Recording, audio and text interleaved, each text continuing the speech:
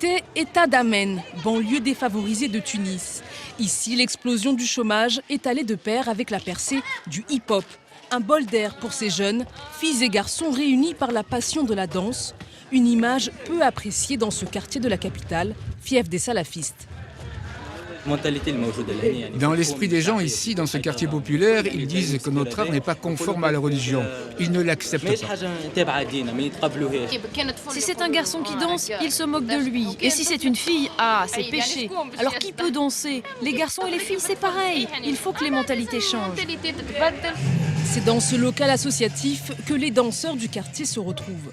Ici, on s'entraîne, on perfectionne son style et on s'inquiète pour l'avenir du rap. Depuis l'incarcération de Weld El 15 pour ce titre, Boulissia Kleb, traduction, les policiers sont des chiens. Une charge féroce contre les violences policières qui a valu 2 ans de prison ferme à son auteur, en grève de la faim depuis 4 jours. Pour son comité de soutien, le rap contestataire est bel et bien dans le viseur des autorités. Les rappeurs sont presque les seuls qui incarnent ce statut d'artiste citoyen en Tunisie et qui se battent réellement contre la répression policière et qui la dénoncent régulièrement dans leurs morceaux. Visiblement, ça n'a pas plu à certains et on veut effacer la bande-son de la révolution.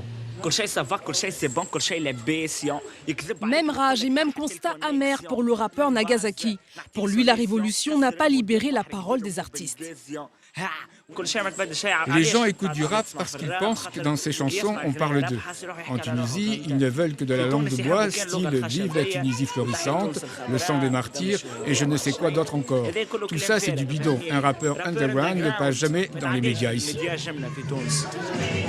C'est donc un véritable défi qui attend les adeptes du hip-hop tunisien.